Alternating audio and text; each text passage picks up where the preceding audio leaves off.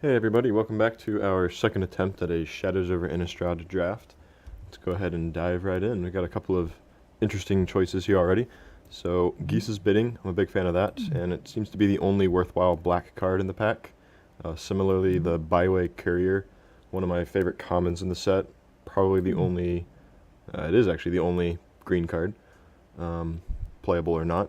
We've got Falconwrath Gorger and Reaper of Flight Moonsilver for red and white, also Gatstaff Arsonists. So I'm thinking that our first pick is going to be one of those, and whichever we do choose might heavily shape the way we plan to draft. I'm kind of interested in taking the Courier. I really like the idea of a green-white or blue-green clue deck, and this is pretty much one of the staples of that. It's a nice 3-mana, 3/2 body that replaces itself when it dies and works along with other clue generators and whatnot. If not that, I'd probably consider the Geese's Bidding. I'm really not sure which one I'd prefer. I'm actually going to take the Geese's Bidding. I think that I prefer black to green, and Bidding is just a fantastic card in mostly any black deck, either blue-black zombies or red-black with Madness. It goes into a lot. And here we might just follow that up with a Tooth Collector. If I had taken the Byway Courier, I'd likely take Ongoing Investigation. That's a super nice card in the blue-green investigation deck. Whenever your creatures deal combat damage, they essentially draw you a card. However, it only works once, if I'm reading correctly.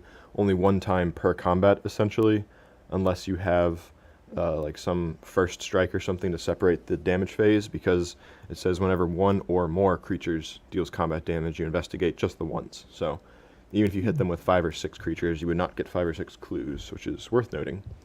No black cards except for the Tooth Collector, which I'm probably going to take. Go ahead and reserve that.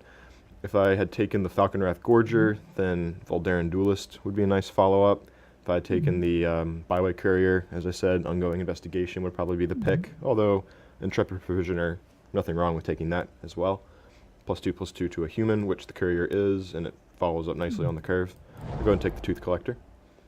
So, Ulvenwald Mysteries, that's something to consider. We could go into a black-green sort of graveyard and creature-based deck with blue and black, which is one of my favorite archetypes, just looking at it. Sleep Paralysis, a pseudo-removal spell, Thraben Gargoyle, a nice blocker that can transform into an evasive threat later in the game. I think that one of our picks is going to be among those 3. So, looking at Ulvenwald Mysteries, doesn't particularly work well with what we have already. We don't have any clue generators, and non-token creatures does not, unfortunately, mesh too well with Geese's Bidding. So if I did take that, I would start to prioritize, I think, expendable creatures like Ghoulcaller's Accomplices and Byway Couriers and whatnot, and then let them die to investigate, and then sacrifice clues to generate an endless tide of human soldiers. I kind of want to play blue-black control, however, one of my favorite archetypes in any limited format. Go ahead and start things off with the Sleep Paralysis, branching into blue and black. And here, another semi-difficult decision. I'm leaning towards the Drownyard Explorers. However, there's yet another Byway Courier. If I had taken the Ulvenwald Mysteries, I would almost certainly take Courier. There's also a Stormrider Spirit, a nice curve topper in blue-black control. You can hold up a removal spell of some kind, or just flash in a Stormrider at the end of turn, on turn 5 or later. 3/3 flyer with flash. Could take Forsaken Sanctuary to plan to splash a 3rd color, perhaps. We can go like blue-white, splashing black, or more likely blue-black, splashing white. But since we don't really have any white cards worth splashing just yet, I'm leaning towards the Courier or the Explorers. And I found, I think, that in blue-black, there is usually a shortage of 3-drops. We're going to have to keep our eyes open for that later in the draft. I'm going to go ahead and take Drownyard Explorers. They're just a good-sized body, 2/4 for 4, that can essentially draw you a card. This is somewhat promising. I'm seeing red and white have definitely dried up a bit, and also green somewhat. Keswick Dire Swine, not the most impressive creature, but playable nonetheless. But I do see enough blue and black cards left over that I'm interested in pursuing this as our deck. Question is, which do we take? I don't think it's Rise from the Tides, even though we have 1 sorcery already. You really want 9, 10, maybe as much as 11 or 12 instants and sorceries before this makes the cut. You need a lot, of course, going into the graveyard in order to justify a 6-drop that may or may not generate a number of zombies. zombies, so that is suitable. I'm leaning towards Rancid Rats or Uninvited Geist. I think I'm just going to take the Geist. I think that we can replace the Rats easily enough. And the Geist is just a nice 3 mana 2/2 with Skulk, so it's hard to block already. And then if it connects that first time, it actually transforms into an unblockable 3/3, which is a clock. This is promising. Another Sleep Paralysis. I'm going to go ahead and scoop that up. Invasive Surgery, another Forsaken Sanctuary. Nothing too interesting. Confront the Unknown. If I had been delving down that black-green or blue-green investigation deck, that would certainly be the pick, if not for the Sleep Paralysis being here. But I'm going to go ahead and take Sleep Paralysis. Happy to take another pseudo removal spell. Alright, this is interesting. A Woodland Stream. You could splash green potentially. There is some cause, I suppose, to suspect green might be open still, with all those byway couriers going by. I'm sure people on our left are heavily in green by now. But the fact that there was like a third pick byway courier when not much else was in the pack might suggest that green is a place to go. But I could also just take the Stormrider Spirit and feel pretty safe about going blue and black. I think blue is definitely more open than black at this point. But yeah, I'll go ahead and take a single Stormrider Spirit. If I get another one, that's fine. If not, we'll reevaluate where we are. So, Manic Scribe. I'm wondering if we want to start moving towards a Delirium deck, which is certainly doable in a blue-black one. We already have the Tooth Collector, which is part of a cycle with the Manic Scribe, and that they do something when they enter the battlefield, and then with Delirium, they continue to do it on your opponent's upkeeps for the rest of the game. As long as you have Delirium, of course. I think I'm actually going to take the Scribe. It's not the most impressive if you don't have the dedicated Delirium deck, but I really like the idea of kind of do-nothing, stalling the board and gumming up the works with blue and black, and then milling them out over the course of several turns with 1, 2, maybe 3 Manic Scribes. It seems like a lot of fun. So now we're going to start prioritizing ways to put card types into the graveyard. So instants and sorceries, and maybe some artifacts as well. Deadweight being probably the best way to put an enchantment into the graveyard. So here we got a number of white cards, and then a Grotesque Mutation and a counter spell for creatures. Nothing too impressive here, really. I might just take the Grotesque Mutation. I don't expect to really play it, but you can gain some life off of it in a pinch. Engulf the Shore is certainly interesting, especially if you have Enter the Battlefield effects. It goes nicely with the Tooth Collector and the Manic Scribe, I suppose. It's not the most impressive card. You need lots and lots of islands in order to get anything out of it. And especially with like Sleep Paralysis, if I put those down and then I Engulf the Shore, I don't want to unsummon their creature that's been tapped down. So I could take the Explosive Apparatus or the Silent Observer. I think I'm just going to take the Silent Observer. It's a blocker. Does that very well, actually. A 4 mana 1/5 flyer can block just about anything. So I certainly like 1 or 2 in our deck. I'm going to take the Drownyard Temple here. If we are trying to achieve Delirium, it'd be nice to put a temple into the graveyard and just bring it right back to ramp us up a bit. And I think it's better than yet another Grotesque Mutation in a Seagraph Scob. So I'll go ahead and take the Drownyard Temple there. Excuse me. Pieces of the Puzzle. I suppose if you absolutely need a Delirium Enabler, this one is a good one at that. Also Vessel of Malignity, however. And that's a way to put an enchantment into the graveyard, so I'm actually going to take that. I'm certain, oh, there you go, I was about to say, I'm certain we're going to find another Pieces of the Puzzle before too long, and there it is. So I think it's more likely to make the cut here than deny existence, especially if we actually get a number of Manic Scribes. With like 2 or 3 as our primary win condition, I'd play a number of Pieces of the Puzzle. Okay, not that impressive of a pack here. Another Drownyard Temple. Pale Rider of Tristad, which might be the pick here. There's really not much else. Only a single blue card, and I suppose it is a pseudo Delirium Enabler, but one that we can easily replace, I think. And yeah, this is just a very weak pack overall. If I had been going down the green-black Delirium deck, of course, then Autumnal Gloom would be a slam dunk. If I had gotten like Uvenwald Mysteries or something, or Crawling Sensation, this goes very well with that. I think I might just take the Pale Rider and hope to get back Nagging Thoughts or something, or Drownyard Temple, but honestly, there's no telling what's going to come back around. This is a very weak pack. Best card in it is probably one of the uncommons, Nahiri's Machinations or Autumnal Gloom, if you're in those 2 colors. Besides that, there's an Intrepid Provisioner, and not much else. So I'm going to take the 2-drop with Pseudo Madness Enabling. Can't actually play it on turn 2 if you intend to get value off of the Madness Enabling discarded card.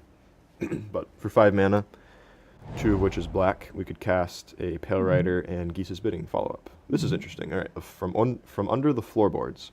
Goes very well with Madness, and it's just a good card in general. For 5 mana, you're guaranteed to get 3 black zombies, so that's 6 power and toughness worth of creatures, and gain 3 life. And then potentially, if you Madness it, it's even better. Unfortunately, you can't Madness them as blockers because they enter the battlefield tapped, so have to keep that in mind. But yeah, I think that's pretty easily the pick. There's Drownyard Explorers, Solitary Hunter, Reaper of Flight Moonsilver, all somewhat decent cards, but yeah, I'm going to go ahead and take this rare. It looks pretty fun. Griff's Boon, good card. Apothecary Geist, another Byway Courier. Probably just going to take the Niblis of Dusk. That or the Wicker Witch. Wicker Witch is nice in that it easily trades with something, only 1 toughness. It'll pretty much block once, and that's about it. And with 3 power, it is likely to take something with it. But it has 2 creature types, or excuse me, 2 card types in it, artifact and creature. So if that is the first card going to the graveyard, that is already half of Delirium. Besides that, there's just really not a whole lot else for us.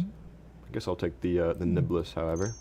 It's a nice evasive flyer, a 2/1 for 3. It's hard to go wrong with that. Alright. Olivia's Bloodsworn, not that excited about in a defensive deck, which we are looking to be. Kind of stall the board and gum things up with from under the floorboards, Geese's Bidding, and try to mill them out if possible. That said, I don't think I really want to take a Vessel of Paramnesia, even though it is pretty much the definition of milling. It does replace itself also, draw a card after its effect. So it's an easy way to put an enchantment into the graveyard, and it mills them a couple cards. Maybe that is what we want to do, and just hope against hope that we get a number of Manic Scribes in the future. If not that, there's Macabre Waltz and Brain in a Jar. Brain in a Jar is interesting, I guess, with from under the floorboards. Could take the Macabre Waltz. I think I might do that. It's another cheap Madness Enabler, and it's decent on its own. We can get back some of our creatures, although we really don't have too many that are worth getting back. Our powerful cards are from under the floorboards and Geese's Bidding, which are just sorceries that create creatures. So here, a Gone Missing, a Crow of Dark Tidings, which is likely going to be the pick, and a Sanitarium Skeleton, foily. Looks rather nice. Probably going to take the Crow. That's a zombie, which goes well with that, I'm forgetting his name now, the Corpse Trawler, I think, Dralnu Corpse Trawler. He's a 4-mana zombie that comes with a buddy, and he can, as an activated ability, give zombies Death Touch. Goes very well with the Crow. Crow also helps us with Delirium, puts cards into the graveyard, so I guess that actually is a pretty easy pick here. Also fills out the curve more nicely. And here we go, that's what I'm talking about. Prized Amalgam. I really like this card a lot.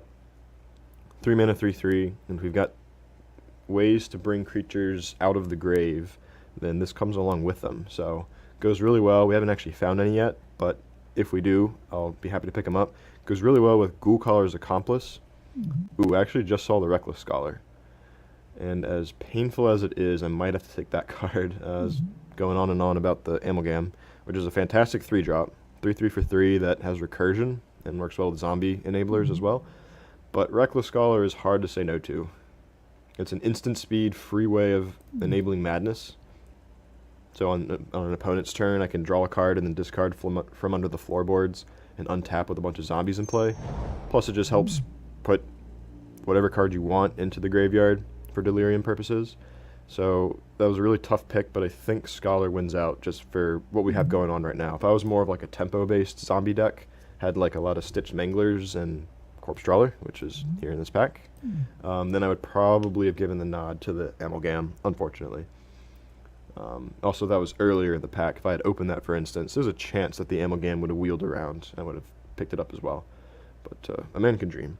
So here we have the Drunau Corpse Trawler, which I'm very happy to pick up. Goes well with our zombies, kind of unhappy that we lost out on the Amalgam there, but we'll make do. And as I said, it's a 4-mana 1/1, but it comes along with a buddy, a 2/2 zombie, and you can give other zombies Death Touch. So right now we have not a whole lot, unfortunately. We only have the Crow, the Geese's Bidding, the From Under the Floorboards, and the zombie itself and its buddy. So here we could take the Drownyard Explorers or the Niblis, but I'm probably going to go with the Crow. It's another zombie, works with Delirium, and we already have a number of 4-drops, so I think I'm interested in taking another evasive threat that helps with Delirium and works well with the Corpse Trawler. So this is our first pack. Both Nagging Thoughts and the Drownyard Temple came back. I might just take the Drownyard Temple. We're not a very color-intensive deck. We've got 2 double black cards, From Under the Floorboards and Geese's Bidding. Geese's Bidding is actually potentially a single black, if we can madness it. We have so far Pale Rider of Tristad, the Reckless Scholar, and I suppose Macabre Waltz as ways to get that. Probably just going to take the Drownyard Temple. Kind of like the idea of having multiples of those going to the graveyard and then bringing them back. Biting Rain, another madness card that potentially wipes a lot of the board. Unfortunately, it wipes us out too. Kills pretty much everything except for the Scribe, the Pale Rider, and like Drownyard Explorers and Silent Observer, but pretty much most of our other creatures are going to be 2/2 or less. I'm still going to take it. Can surprise like an aggressive werewolf deck out of nowhere. You just go ahead and pop off a board wipe. Could take the Wicker Witch. Also another Vessel of Malignity. I don't think we need a second one, so I'm going to go take Wicker Witch. Brain in a Jar came back. I don't think we're going to play it, but I'll go ahead and take it. You never know. Alright, Vessel of Nascency is actually really good in the green deck. I'd say it's probably the most playable of the Nascencies. Like, you're most likely to see it in a draft, actually being used against you, or in your deck. The only exception, maybe the white one. But I'll go ahead and just take Ghostly Wings. I don't expect to play either of those cards. But the green and white Vessels are noticeably better than the other 3. But who knows? Maybe we can make some use of the blue and black ones here. Anguished Unmaking. That'd be a reason to splash white with all those isolated chapels that went, or whatever they're called. The black-white dual lands that went by earlier. There's Call the Bloodline, which can be a nice way of enabling madness with getting some value as well. There's a Highland Lake to splash all the non-existent red cards we have. Thraben Inspector, probably one of the best cards in the pack actually. And a Sage of Ancient Lore. If we had gotten that, what's it called? The Woodland Stream or whatever, the blue-green dual land, then we could perhaps have splashed the Sage. Replaces itself when it enters the battlefield, and it grows with the number of cards in hand. Transforms into a pretty nasty threat as well. So I'm kind of leaning towards Call the Bloodline or Anguished Unmaking. Anguished Unmaking is probably a better card, but would require a 3rd color. Call the Bloodline kind of helps us with madness and can be a nice way to discarding Drownyard Temples to get a 1/1 lifelinker into play, and then we just bring the Drownyard back the next turn. I'll go ahead and take that. Don't know if that's the right call, but I think we'll try and make it work. Fleeting Memories, casting... Oh, never mind, this is a different one. When it enters, it investigates, and whenever you sacrifice a clue, you mill people. We only have a Drownyard Explorers, and I think that's it for our clue generators, so I'm not going to be taking that, I don't think. Geist Blast, very good card if you happen to be in red and blue. Mad Prophet, fantastic card. If we were red, I would happily scoop that up. Probably going to take the Kindly Stranger, however. I really like this card a lot. It's a 3-mana 2/3, decent to block with. And then with Delirium, hopefully we'll have that regularly. Could transform it into a 4/3 that destroys a creature on transformation. So, very strong. One of the better black uncommons, if not the best. I think we go ahead and take that. A lot of good cards here. Angelic Purge, Prophet, Geist Blast. Maybe we get... I would like to get Press for Answers back, if anything. That's probably the most playable card here for us. But go ahead and happily take the Stranger. Alright, we got a couple of choices here. A lot of good green and red. A couple of white cards, perhaps. Not a whole lot else, really. I'm looking at Catalog and Niblis, however. Catalog is good as an instant speed madness enabler. A little costly, though. 3 mana. We'd have to wait until turn 6 to madness out Geese's Bidding or something. I do like drawing cards, though, and then selecting a card to go to the graveyard for Delirium purposes. Another Niblis. We already have a number of 2/1 flyers for 3 already, however, the 2 crows and the other Niblis. So I don't necessarily think we need that. There's just not a whole lot else here, really. I could take the catalog. I think I might. Not really aching for either at this point in the draft, but I think of the 2, catalog has the higher upside, potentially. Go ahead and take that. Ooh, here we go. A Diregraph Colossus and a Pour Over the Pages. 2, and a Stitch Mangler, actually. 3 cards that I'm very interested in taking. So, I really like in Limited, playing multiple spells in a turn. I like late game card draw and then discarding useless cards, and this does all 3 of those things. Pour Over the Pages for 5 mana, we get to draw a bunch, and then untap some lands, and then discard a card. So it actually works really well with Madness.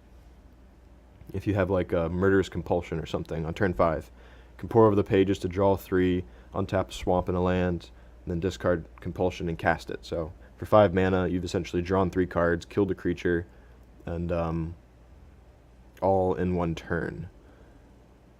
So I really like being able to cast multiple spells. However, there's a Diregraph Colossus, which is kind of the epitome of the zombie tribal. Whenever you cast zombies, you get more zombies, and it's as big as the number of zombies you have when it enters the battlefield and graveyard. So I'm going to go ahead and take that and see how large we can make that. Doesn't trample, I don't think. It does not, unfortunately. That's okay, though. So here, not a single blue card, not really any playable black. We already have a Grotesque Mutation. Hound of the Farbogs is by no means what I'm looking for, even though it is a zombie. I don't think I can really justify playing this. However, it is a 5 mana, 5 power, potentially has Menace, so it's evasive. We are looking to go both Delirium and Madness. I really need 2 drops, I'm noticing. We have a profound lack of 2 drops. I haven't seen a single Ghoul Caller's Accomplice this entire draft. It's really unfortunate. I'm not really sure what to take here. Might just take the Warped Landscape. I really don't want to play that in a 2-color deck, but if that like Anguished Unmaking comes back around, then maybe, just maybe, I could see playing it. I think this is our first pack here. No, I don't think it is, actually. I recognize Geist Blast and Gone Missing, but Puncturing Light and Twins of Maurer State are definitely new cards here. So I would really like a card like Puncturing Light. It's an easy way to put an instant into the graveyard. It's a good early game hold off their Werewolf or something on defense card. However, I really like Twins, as with a card like Reckless Scholar or Call the Bloodline. For just a few mana, you can bring out a surprise 3/5 blocker mid-combat. There's also Pick the Brain, which is a good way to put a sorcery into the graveyard. Don't really want it here, though. Same with Gone Missing. I think I want the Twins, actually. And it's decent to cast on turn 5 as well. Alright, another Twins, a Seagroth Scob, a Just the Wind, and an Indignation, which I've never seen cast in a draft before. I don't think we want to play it, even though it does work well with putting lots and lots of creatures into the graveyard, and just cards in general for Delirium. Puts cards into the graveyard for Diregraph Colossus. I don't think we can get that cute, though. We already have a couple of questionable cards in our deck already. So I'm looking at Just the Wind, goes with Madness. Seagroth Scob, it's a zombie that blocks. And another Twins. I don't think we need another Twins. It's between Seagroth Scob and Just the Wind. I think I might take the Just the Wind. Kind of fulfills the same purpose as the Scob, and I'm just really reluctant to pick a Seagroth Scob over a quality instant speed disruptive spell like this. Maybe that was wrong, though, since we have a number of things that depend on zombies, like the Corpse Trawler and the Colossus. Here we've got a Jace's Scrutiny. I'm always happy to play one of these in my blue decks, regardless of whether I'm aggressive or not. Just a really good card. Shrink their guy down, hopefully kill it in combat. And it's a cheap way to like help flip werewolves if you have to, and it replaces itself with a clue. So I think I'm going to take that. There's a Solitary Hunter, which is a very good green card, and the Spiteful Motives I saw. Right here, nothing too interesting. Maybe if I'd known about those Geist Blasts and the Highland Link coming around, I would have taken the Geist Blasts. Unfortunately, did not have the foresight to do so. Don't think we're going to play Stromkirk Mentor or Snapper, so I guess I'd just take the Highland Lake, see what comes around. Tormenting Voice, that's a reason to maybe splash red. Puts a card into the graveyard, potentially 2 types of cards, both itself a sorcery and like a land or something, and then you draw more cards. It's either that or the Rotten Heart Ghoul, I would say. Ghoul is just really not a good card, even with the 2 zombie synergies we have. I think I'll take the Tormenting Voice. Might play it, as we do have a shortage of 2-drops. Guess I'll take the Niblis here. Merciless Resolve and another Catalog. I'll go ahead and take the Resolve, but I highly doubt I'll play it.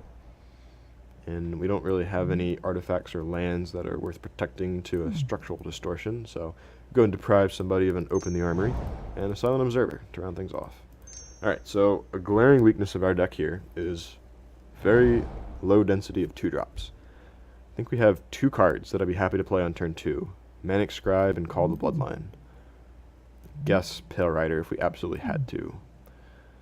Oof, this is going to be tough actually. So let's go ahead and see what our creature count looks like. Group those separately. I suppose there's also a Brain in a Jar. Could be interesting, but I don't think we can get that cute really. So for creatures, we're probably going to make some cuts here at the 3-drop spot. Let's see. I think we're just going to be a little too slow for cards like Catalog and probably Macabre Waltz and the Vessel. Can probably cut those safely. We'll come back and see that soon. So from under the floorboards and Geese's Bidding are actually creature generators with the benefit of being a sorcery with Madness. So what would we cut here for our 3-drops? Got so many. Might cut some number of Niblises and I'm not even sure. Uninvited Geist maybe? Let's see. Definitely need the Sleep Paralyses. Call the Bloodline, Scrutiny, Just the Wind. I'm happy to play all those. So we need to cut 3 cards still. Might cut the Tormenting Voice, even though we have the Highland Lake. Unfortunately, no other red cards to splash off of it. Likely going to play both of the Drownyard Temples, and probably not the Warp Landscape, but we'll have to see. Wondering if like Biting Rain is necessary, just to kind of stem the tide, stem the bleeding if we happen to be overwhelmed without any 2-drops to block with. If we have to like survive and then turn 4, wipe the board if possible. I think we can do better than that though. So we're at 26, excuse me. 25 if we cut the Tormenting Voice. So we still need to cut 2 to 3 cards. Might cut a Silent Observer and a 3-drop. Perhaps the Uninvited Geist. It's just not very good on defense. And we're not really playing an aggressive at all deck. Kind of just want to expend our opponent's resources and then overwhelm them with zombies and just general value creatures and flyers. I suppose actually, unless I plan to block lots of flyers, the Uninvited Geist is likely just flat out better than the Niblis more often than not. It's more evasive and hits harder. I think I can cut 1 Niblis perhaps. We've got so many 3-drops. So that right there is 24 spells, including the Tormenting Voice, which I really would like to play. It's a very cheap Madness Enabler, helps filter your deck a bit, put cards into the graveyard. Is it worth the mana inconsistency, however, of a Highland Lake? And then probably 1, maybe 2 mountains. Probably just 1. I think we can afford to play it. So if we were to cut 1 more card, which would it be? Maybe I cut the second Niblis of Dusk. Don't want to be too soft to opposing flyers, however. Definitely like most of our cards, just happen to have a critical weakness here. Not having any 2-drop creatures that can reliably block and hold off an early assault. So we really want to be on the play more often than not. Maybe I cut like a Silent Observer and just kind of hope that Niblis, the Crows, and Stormrider can deal with like opposing spirits and whatnot. Although none of them can really block them that effectively. Except for Stormrider Spirit, of course.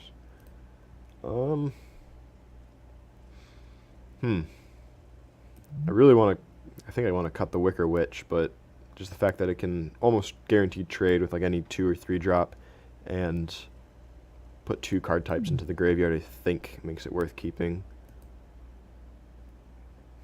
Wondering if cutting the Tormenting Voice is correct then. Strong of a card as it is, maybe it is too inconsistent for us. I'll go ahead and see what this would look like. So that is 23 spells. We're primarily, actually we're pretty evenly split between blue and black, but we have the 2 mana cost black cards and Geese's Bidding and From Under the Floorboards. So I think if we were to add lands, probably 8 and 7 in favor of blue. I guess that makes sense, since by turn 5 or later, we're very likely to have 2 swamps. But we might need like 3 swamps if we want to play Call the Bloodline into From Under the Floorboards. Or excuse me, Pale Rider of Tristad as our Madness Enabler. So I'm actually going to switch things around, I think, to 7 blue, 8 black, and then 2 colorless with the Drownyard Temples. I like this. Make a last minute sweep over our deck and see if there's any changes to be made. I don't think we want to play Catalog, a second Niblis, or a second Silent Observer. Don't think we want to main deck a card like Grotesque Mutation, or Vessel and Merciless Resolve. I don't think we can afford to play a Brain in a Jar. The only card I'm kind of interested in is the Biting Rain. So bad against a lot of decks and a lot of board states, but in others it's the exact card you need. Just it wipes out most of our own creature base. Pretty much anything that costs 3 mana or less, and then like From Under the Floorboards and Corpse Trawler just do not mesh too well with a card that -2/-2s everything. So I'm going to keep it as it is. We'll bring that in against green, white, red decks. And yeah, I think this is the deck we're going to run with and hope for the best. So stay tuned for match 1, game 1 in a minute.